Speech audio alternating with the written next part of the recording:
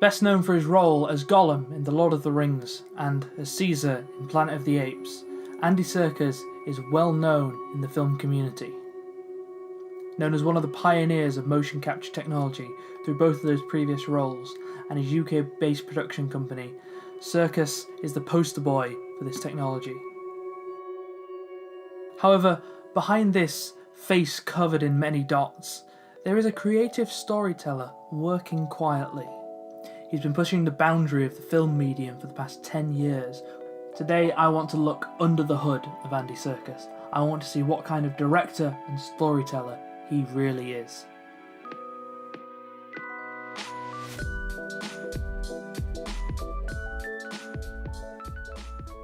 There are a surprising number of projects which Andy Serkis has been credited as director on over the past few years.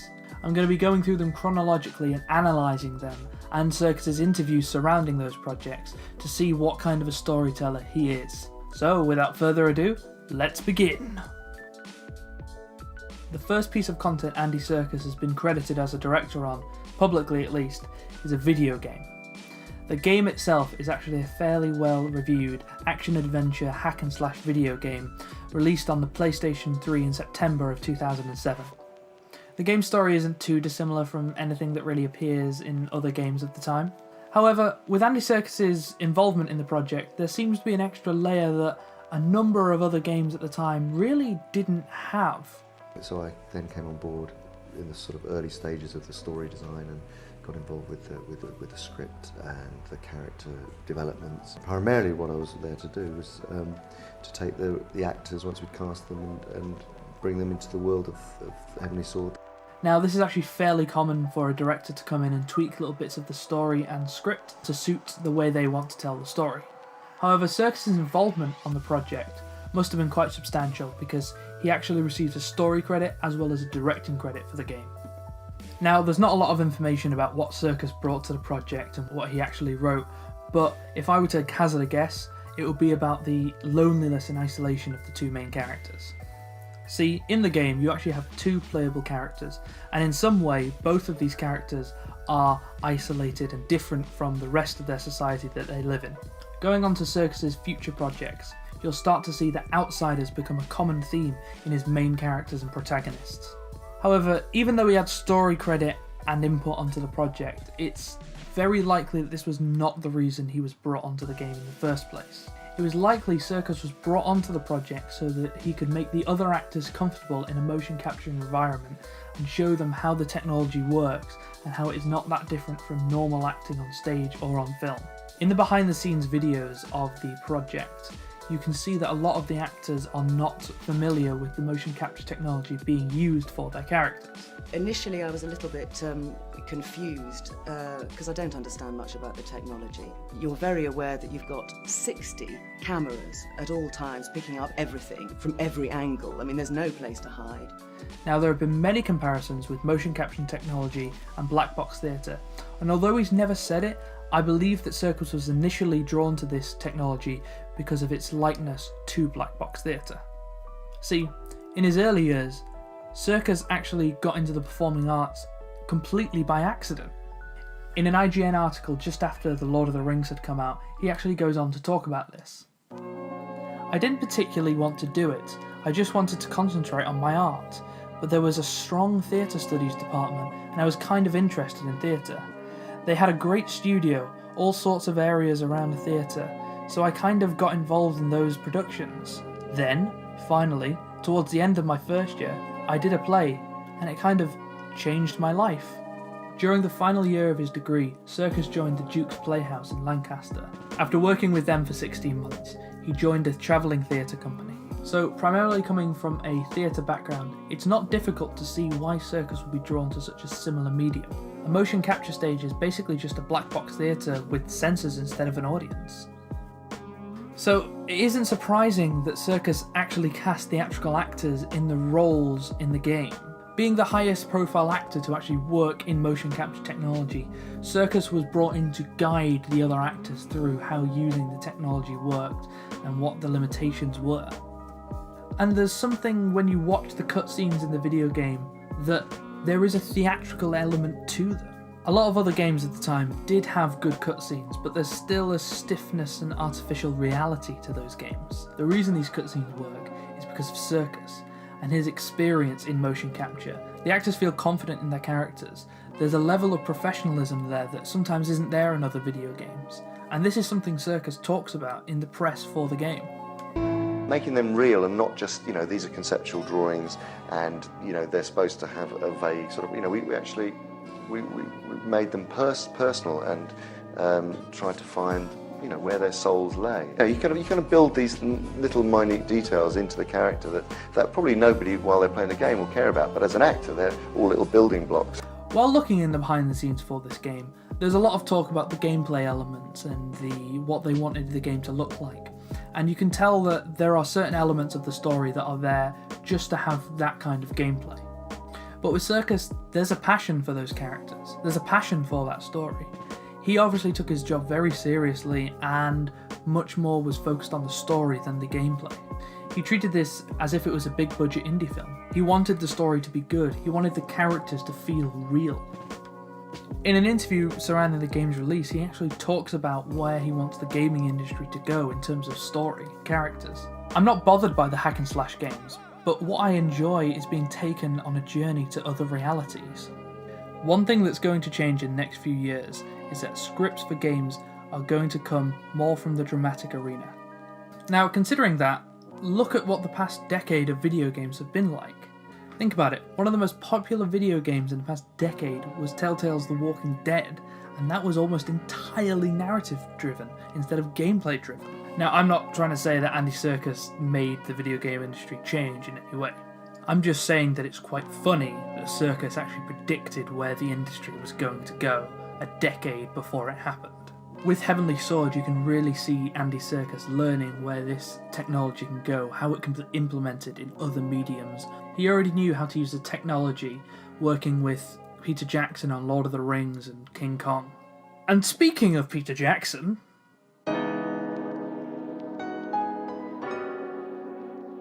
obviously Serkis reprised the role of Gollum in the Riddles in the Cave sequence for An Unexpected Journey. But what a lot of people might not have known is that he served as second unit director for the entire Hobbit Trilogy for most of its production. I'm not going to be critiquing these films in any way, because Lindsay Ellis has already done that perfectly, and no one else ever needs to do it ever again. Instead, I'm going to be focusing on the impact that it had on Andy Serkis as a director.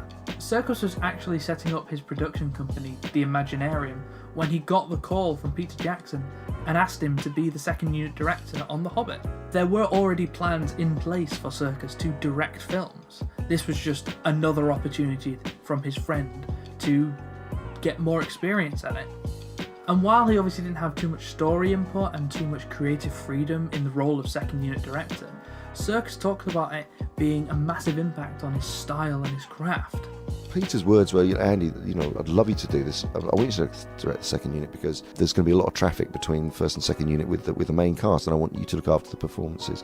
And you're going to learn such a lot, and you'll iron out all of your kinks, whilst doing this for 200 days. Which I did. I didn't get to make my first sort of small auteur movie with 3 actors in 2 rooms. I actually found myself on my first day of directing a huge crew shooting at 48 frames a second with native 3D for 200 days, shooting everything from close-ups of Ian McKellen to being in a helicopter for 10 weeks, to shooting extraordinary pieces of battle sequences, to barrels, but it was just like a monster film education. Basically, as a second unit director, you're in charge of things that go into a scene that aren't massively important that the director can delegate to another person. For example, a second unit director might shoot cutaways, establishing shots, short close-ups of actors where there's no dialogue. Something else a second unit director does on a film of this scale is actually shooting action scenes. So Serkis a lot of the time was actually working with stunt doubles instead of the main actors. And looking through the footage in the behind the scenes vlogs that Peter Jackson did, you can see a lot of Serkis doing this kind of thing. However, something on the scale of The Hobbit, there was dramatic stuff done by the second unit. Now, as you know, Andy Serkis was our second unit director, but during the pickups this year, Andy was busy in the new Planet of the Apes movie. So we got Christian Rivers to direct Splinter Unit. Now, it wasn't really a second unit, we call it Splinter Unit. It was like a scaled down version of the second unit, but nonetheless very important. Now that was Christian Rivers, and he actually went on to direct The Mortal Engines, which Peter Jackson wrote and produced. On the first day of Splinter Unit, Pete definitely threw me in at the deep end. I didn't think I was going to be shooting any drama, but we shot Gandalf and Radagast yesterday, which was a real treat. Nerve-wracking, but a real treat. So from this process, Serkis seems to have gained a confidence that he didn't have before, and it's very likely that Serkis became more intimate with the technology of 3D, as the entire Hobbit Trilogy was actually shot in native 3D on 2 cameras at the same time. And at the moment, Serkis is actually a big proponent for 3D. Basically, on this project, Serkis was given a crash course on what it was like to direct on a huge set. He was in charge of a big crew and had big decisions to make, whilst also serving Peter Jackson's vision and not having to do the creative side of things. It's very hard to pinpoint what Jackson shot and what Serkis shot, so I'm not really going to try and do that. Again, while it was likely a very good experience for Serkis, he wasn't fully directing these scenes. It wasn't his vision that he was serving. He was likely given a shot list, and maybe he was actually involved in that, but he was told what he was to shoot. Everything he was doing was streamed straight to Peter Jackson, and a lot of the time got his approval, but it was still had to be approved by Jackson. However, it does seem that Serkis was trusted by Jackson, hence him offering him the role of second unit director. Jackson also knew that Serkis wanted to direct, and he likely knew that it would be a learning opportunity for him. Whilst the trilogy is ultimately Peter Jackson's creation, Andy Serkis does have a lot of experience gained from this, and he likely became much more familiar with cameras, 3D technology, and how to use a crew properly. And now, after all this, we get to Andy Serkis's first directorial debut feature film.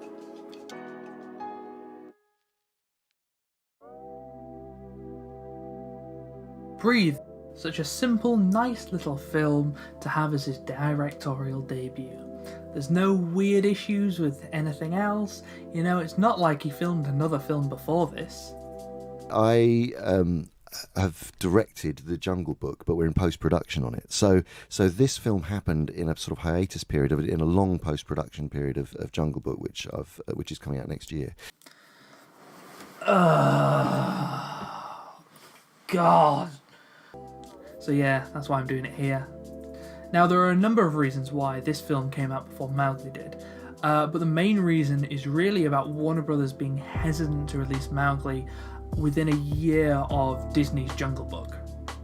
And there was a period when stepping back from the project a little bit to focus on Breathe, is that correct? Well, which was actually a relatively short period of time where there was, in reaction to the Disney version, Warners were a little bit like, how are we going to message this movie now, given that the other version had done very, very well at the box office, and I think it shook them, and I think the studio was in a fragile state anyway, and so I think there was a lot of fear.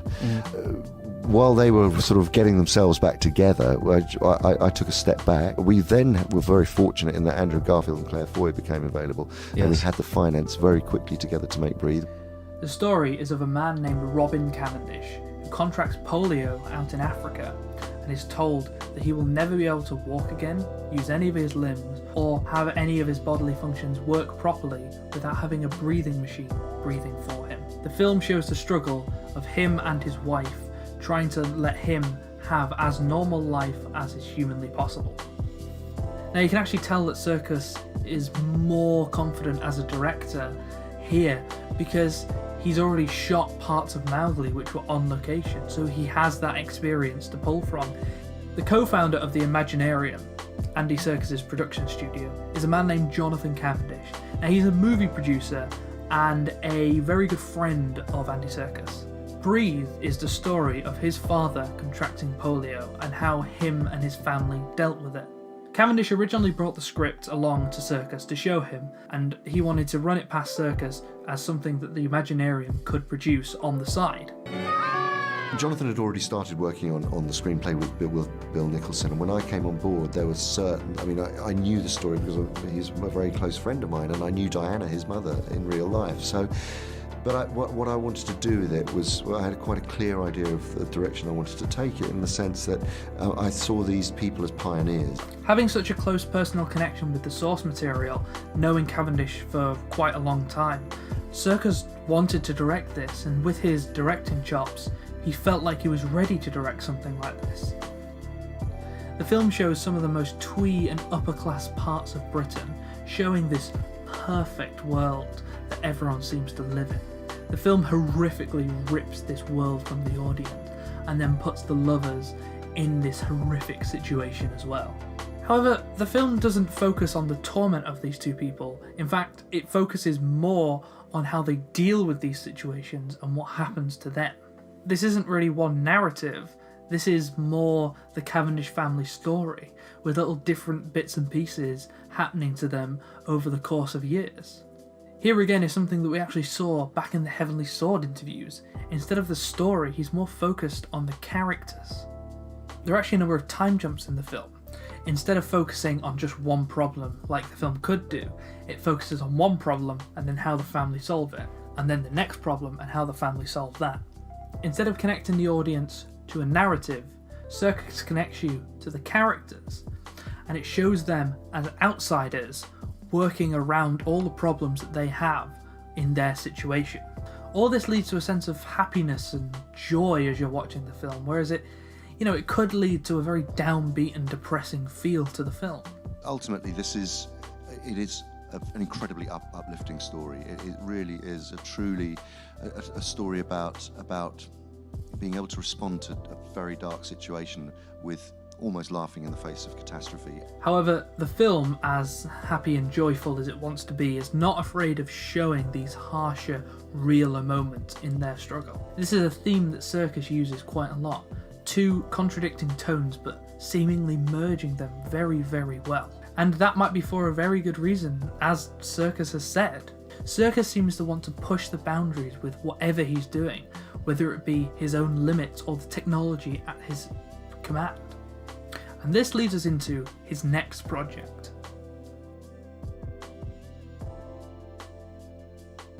So, what is The Ruins of the Empire? Well, that's not an easy answer. There's only a few clips of it online, and there's a few behind the scenes bits, but apart from that, I haven't seen the full thing. The piece is an adaptation of a graphic poem by the UK-based rapper Akala. It originally aired on BBC Two in early 2018 as a part of their live performance series. Serkis acted as the live-action director to a lot of the staging elements of the piece. If you've just seen the footage that I showed you, you might have made a connection, and hopefully you were right. It does feel very similar to the stage used for Heavenly Sword, a kind of black box experimental theatre kind of thing. And with elements of CGI, live action and motion capture all meshed into one, it really does seem like the kind of thing Serkis would take an involvement in. Now, from what I understand, the piece is based around a character called the Knowledge Seeker, played by Akala, who goes through human history and wants to know why empires rise and fall in the way that they do. The piece is designed to be something completely out of the ordinary, something that an audience has never seen before. Poetry and rap coming together in a cadence, psychedelic and normal visuals coming together into one. The ambition and style of the piece, breaking the mould of what can be and can't be shown on screen, really does seem like something Serkis would be extremely interested in.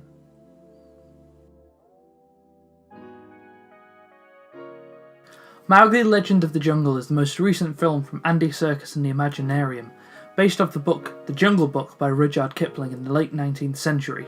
The story of The Jungle Book was widely popularised by Disney in 1967 with their now classic animated film of the same name. In 2013 it was announced that Andy Serkis would be helming a project for Warner Brothers about The Jungle Book, tentatively titled The Jungle Book Origins. During the press tour, Serkis talked about how the tone and themes will be much darker than the Disney animated film. This is feels like a truly grounded emotional story that that has real consequence and real jeopardy. And, people have said this is really intense. It is darker, but there's an intensity to this movie. Now, this raised a lot of red flags for people, as whenever a reboot or a readaptation of any piece of literature talks about it being darker and grittier than the one that came before it, this is usually a sign that the piece is going to be bad. Because as you may know, the phrase dark and gritty has now become known as dark and unwatchable. However, in this instance, this is not something bad. No, it's what's in the book. I mean, the book is very, very uncompromising in a way. It doesn't apologise for itself. We just didn't want to wink at the audience and say, you know what, it's all right, it's all okay. See, while Disney's version of The Jungle Book in 1967 was a good film, it wasn't really a good adaptation of Kipling's book. Really, it was a Disney film with Kipling's IP placed on top of it, not adapting any of the themes or tones of the actual book itself. This film is also much more about Mowgli growing up and finding his place in the world than the Disney version really ever is. The film puts more emphasis between Mowgli's duality, the struggle between not fitting in the animal kingdom, but also not fitting in man's world. Mowgli is a boy, estranged from his race and who doesn't fit in the natural world. Really, he's an outcast. And if that sounds familiar, then well done, you've been listening. In both projects where Serkis has had major story input onto the project, we can see that protagonists are very much outcast and not with the rest of the characters. It combines the themes of Heavenly Sword and the technical ambition of The Hobbit. And although principal photography was finished before Breathe, there were still pickups being done after Breathe for this film. This actual shot, which we had to match in with the previous shots in the sequence, was actually about a year and a half after those previous shots.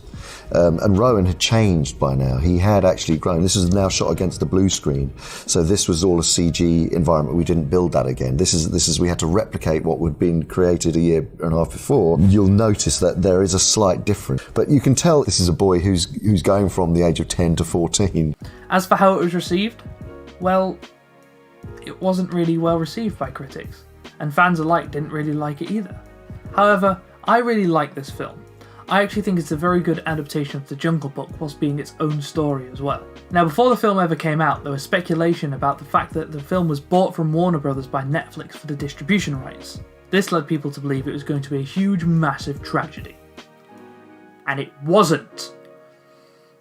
And there was a period when you were not off the project, but you were stepping back from the project a little bit to focus on Breathe. Is that correct? Well, which was actually a relatively short period of time where, in reaction to the Disney version, Warners were a little bit like, how are we going to position, how are we going to message this movie now, given that the other version had done very, very well at the box office. The studio was in a fragile state anyway, and because of other things that were going on, and so I think there was a lot of fear. While they were sort of getting themselves back together, I took a step back and said, when you've decided that you want to let me finish this movie in the way that I want to finish it, then I'm going to come back on. Of course, this could all be a good PR cover story, but looking at the film, it really does seem like Andy Serkis made the film that he really wanted to make.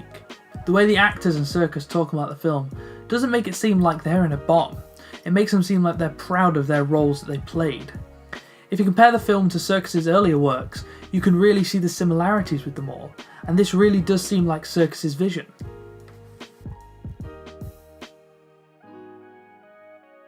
So, overall, what do I think of Andy Serkis' career as a director? Well, the title pretty much says it all.